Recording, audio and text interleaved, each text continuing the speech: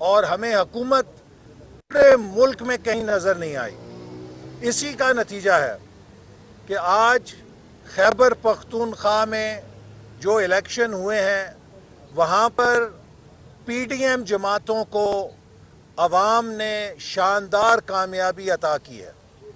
آج خیبر پختونخوا کے عوام نے پی ڈی ایم کی جماعتوں پر اعتماد کا اظہار کر کے عمران نیازی کی جھوٹ اور مکر کی سیاست کو مسترد کر دیا ہے، اور میں پاکستانی قوم کو مبارک دینا چاہتا ہوں، عوام کو مبارک ہو۔ عمران نیازی صاحب نے خیبر پختونخوا میں پی ٹی آئی کی شکست کا نوٹس لے لیا ہے۔ گویا کہ اب پی ٹی آئی کا فاتحہ پڑھ لی جائے، پی ٹی آئی کا قصہ تمام ہو گیا ہے، چونکہ عمران نیازی صاحب نے پی ٹی آئی کا نوٹس لے لیا ہے، تو اب انشاءاللہ ان سے نجات بہت قریب ہے۔ دوسری بات میں اہم کرنا چاہتا ہوں کہ میرا دل بہت رنجیدہ ہے۔ ہم 2019 سے مطالبہ کر رہے تھے کہ بھارت نے جو کشمیر کو ہڑپ کیا ہے، حکومت اس بھارتی اقدام کی مذمت کے لیے اسلامی سربراہی کانفرنس طلب کرے، اور اگر اسلامی سربراہی کانفرنس طلب کرنا اس کے قد سے بہت بڑا ہے تو کم از کم اسلامی ممالک کے وزرائے خارجہ کا اجلاس طلب کرے۔ لیکن جب آج اسلامی وزرائے خارجہ کا اجلاس اسلام آباد میں ہوا تو ہمیں خوشی ہے کہ افغانستان کے لیے اسلامی ممالک نے فنڈ قائم کرنے کی یقین دہانی کرائی ہے، چونکہ افغانستان کے عوام سردی کے موسم میں خوراک کے بحران کا شکار ہیں، اور ان کی امداد کرنا انسانیت کی امداد کرنا ہے۔ لیکن جتنا ضروری افغانستان کا مسئلہ ہے، اتنا ہی ضروری پاکستان کی شہر کشمیر کا مسئلہ بھی تھا۔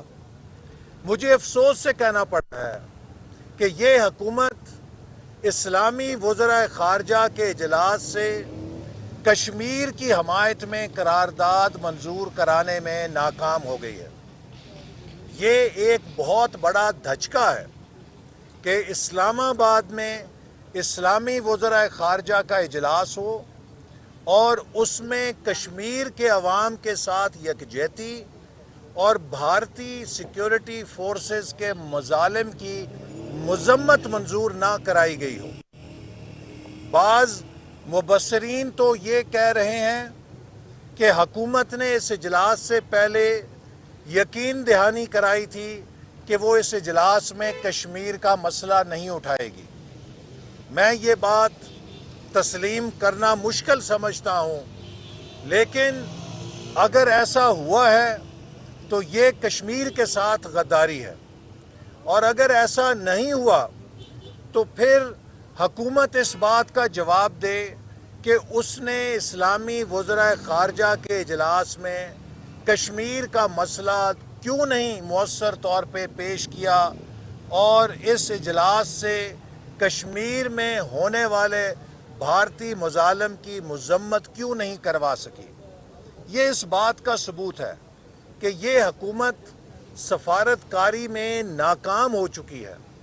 یہ حکومت اس لائق نہیں کہ یہ اپنے موقف کو عالمی سطح پہ منوا سکے۔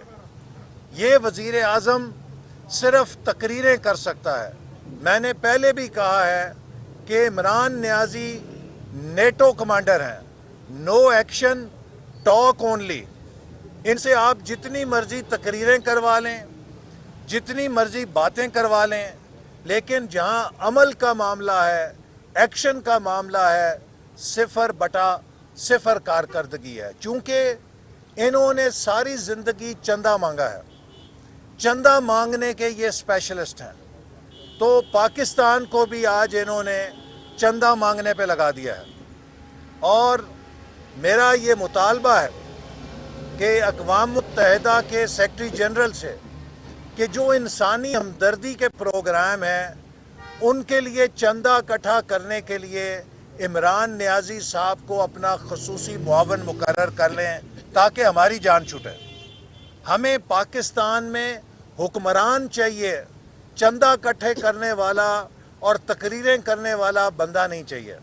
یہ اگر اقوام متحدہ کے سیکرٹری جنرل کے عالمی چندہ اکٹھا کرنے کے معاون بن جائیں گے تو جو ریفیوجیز ہیں اور جو انسانی ہمدردی کی کازز ہیں اس میں بڑا کنٹریبیوٹ کر سکتے ہیں. تو جس شخص نے 30 سال صرف چندہ اکٹھا کیا ہے وہ ملک نہیں چلا سکتا.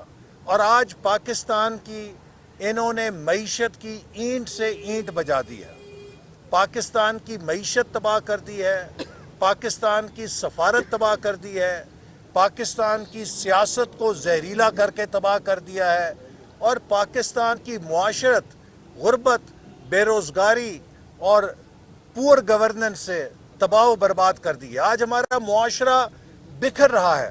تو اس لیے میں سمجھتا ہوں کہ اب اس حکومت کو گھر جانا چاہیے. عمران نیازی صاحب کو قوم سے معافی مانگنی چاہیے کہ میں نے جھوٹے وعدے کیے تھے، میرے پاس ٹیم نہیں تھی، میرے پاس ہوم ورک نہیں تھا، میرے پاس صلاحیت نہیں تھی.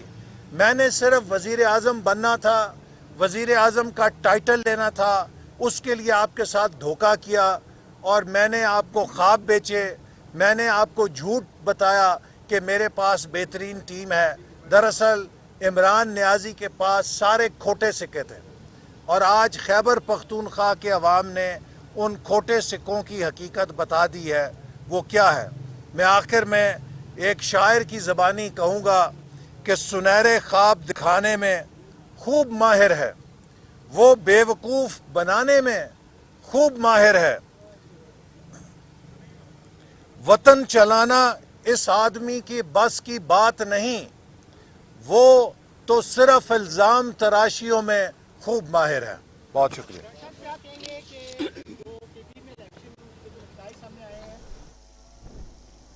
رہنما مسلم لیگ نون اسلام آباد میں احسن اقبال میڈیا سے گفتگو کر رہے تھے. پی ٹی آئی کا قصہ تمام ہو چکا ہے. ان کا مزید کہنا تھا خیبر پختونخوا کے عوام نے ثابت کیا کہ وہ پی ٹی آئی سے چھٹکارا